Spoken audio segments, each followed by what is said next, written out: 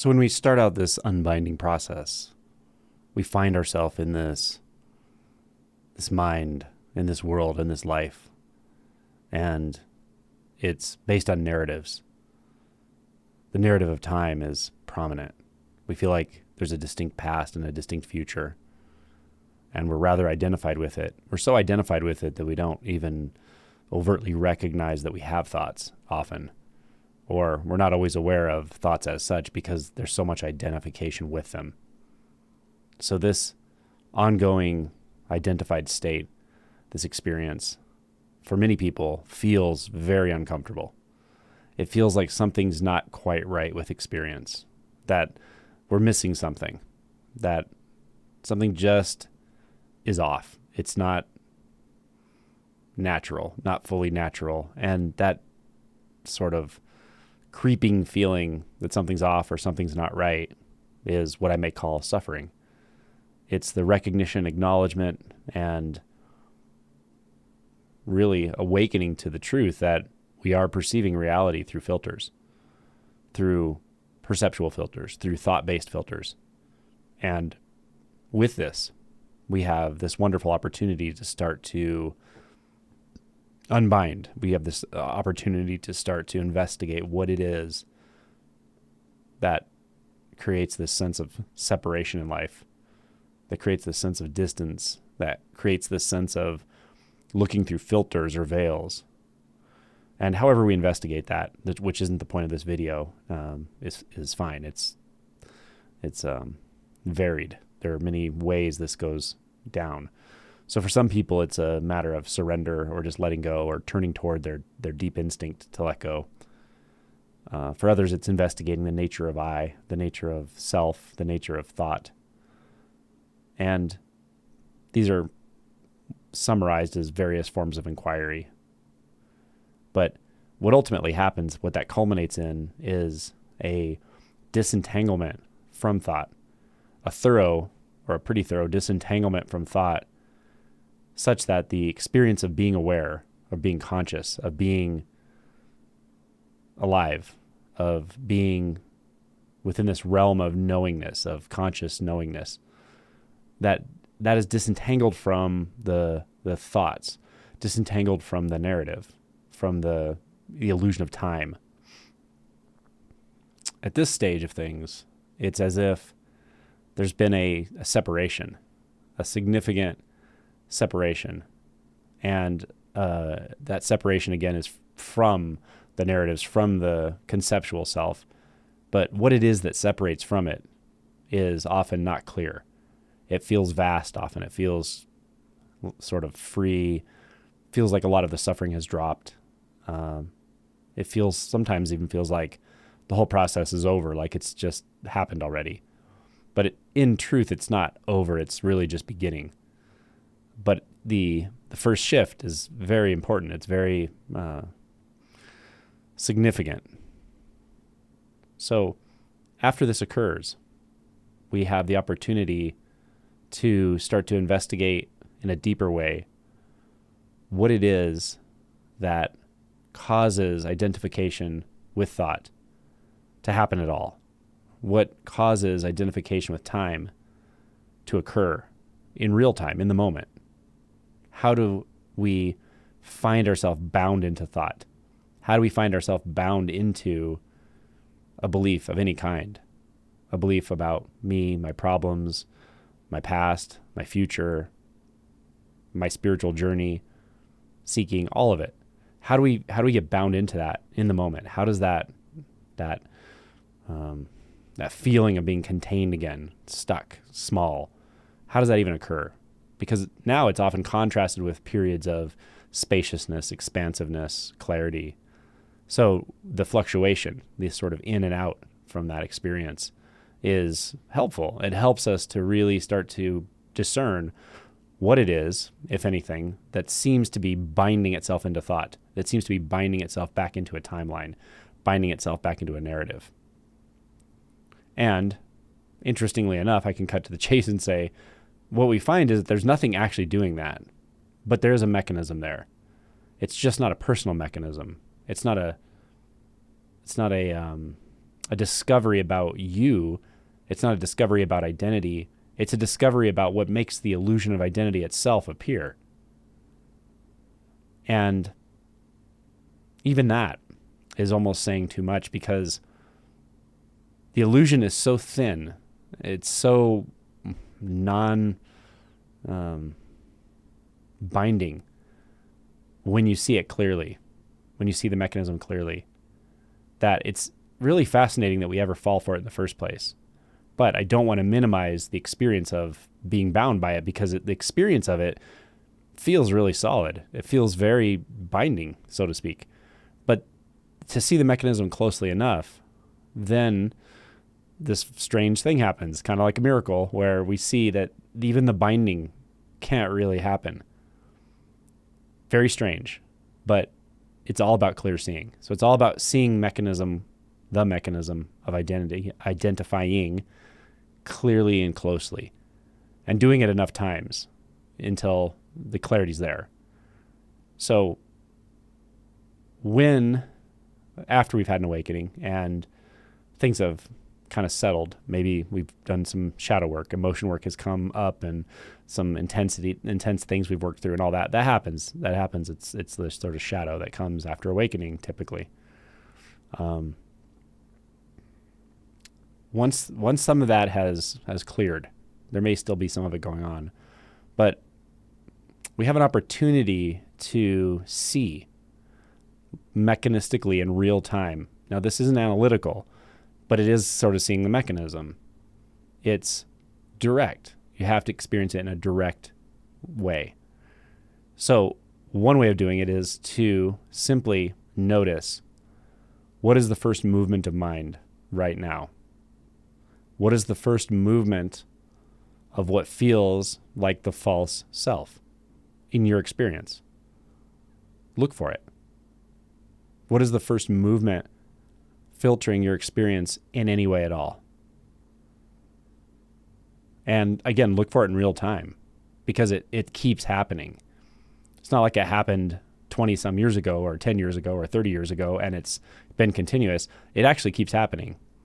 There's a hook there. There's something that's believable, but it won't even be conceptual. It's preconceptual, but you can definitely detect it. You can pick it up. What is it that's the first thing you believe? What does it feel like to suddenly buy into thought? What does it feel like to suddenly buy into a process of creating a view of the world, and hence a view of yourself as the one in the world? What does it feel like for that to start to happen? Is it a narrative? It's different at different times and different for different people, but is it a specific narrative about you? Often there's some doubt in there. It's like a doubt-laden experience. Oh, I don't know if this is for me. I don't know if I figured it out yet. I don't know if I'm clear enough yet. Sometimes that's what catches you. Sometimes it's like a shame thing. Like, I'm not worthy enough. It's a combination of these two. Sometimes it's more of a distraction, or like a bypassing, like mind wandering, like fantasy. It might be something like that. Is that what it is, though? Is that the first movement of mind that you can find right now that binds identity together? It's not that it binds you into identity. The sense of you arises from the binding. So there's a binding experience. There's a seeming buy-in to a thought or a belief or a paradigm or a view. And as that occurs, that's where the sort of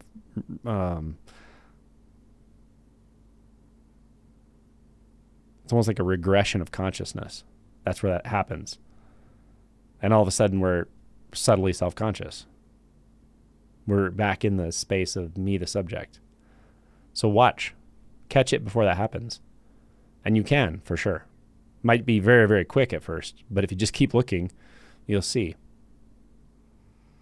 There's a glimpse, a moment before the binding, before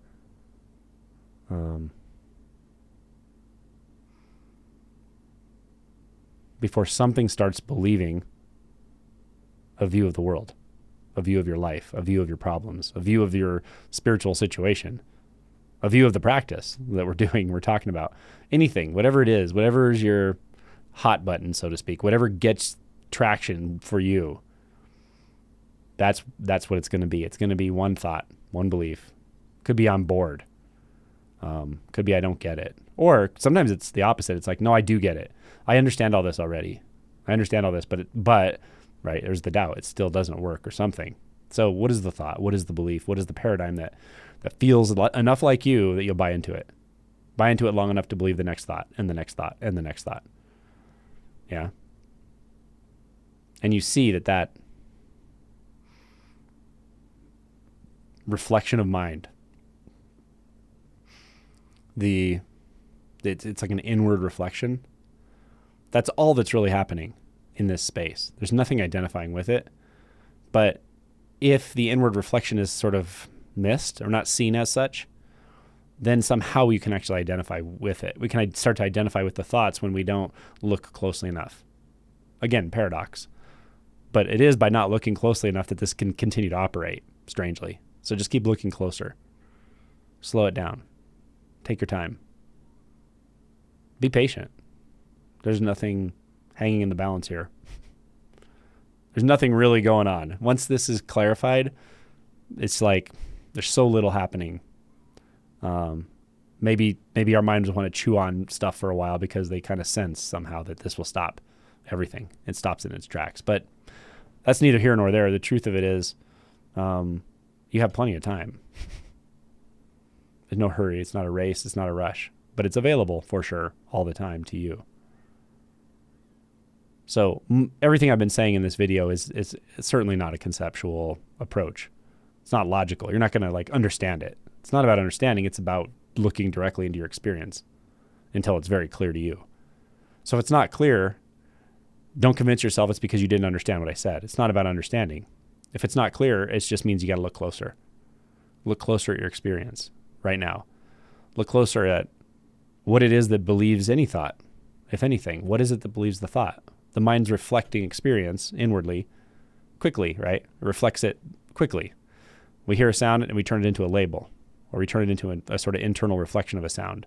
We see something and we turn it into a label, an internal reflection. But strangely, when the visual field, the internal reflection looks like an external three-dimensional world. And we believe it. And we overlook seeing clearly because we're seeing the reflection in the mind. So really try to discern what happens first, right? What actually happens first. Then you can discern the reflection. Then you can start to pick up how that reflection sort of starts to have an inward reflection on itself. Like as I mentioned in my book, consciousness is a reflection of the sense fields, or thought is, but it's ultimately consciousness. But it's also self-reflective, which is kind of cool in a way. It creates this sense of I that maybe very few animals, if any, other than humans really have. Certainly a solid ongoing sense of I is probably pretty unique to humans. So it's kind of cool in a certain way, but it also leads immediately to suffering because there's an illusion built into it. So that self-referential aspect of consciousness could be described as a thought reflecting a thought reflecting a thought. That's what happens. If you don't catch the immediate experience clearly enough, you don't see it, feel it, taste it, hear it clearly enough, and recognize it in direct experience clearly enough, then you'll be enticed by the reflective experience. And the reflection of the reflection of the reflection starts to feel like you, a solid you, a seeking you, a you that believes in time, a you that's moving through time and has a past and a future. Once you're in that game, once you're believing all of that, you can't really get out of it by its own rules. You'll be getting yourself farther into it, thinking you're getting out of it. You can just think your way deeper into it with the stuff I'm saying, or you can look at what it is that's being reflected. Look for what it is that's being reflected. Or just look very, very closely at the mechanism of reflection itself. This is good practice. It's the way to do this, It's not seeking. You're not trying to solve or find anything. You're just wanting to see closely and accurately what's actually occurring. That's it. And don't make conclusions as you do it. Just keep looking. If you're making conclusions, then you're settling for a reflection. This isn't about making conclusions. It's about absolutely clear seeing. So just keep at it and tell me how it goes.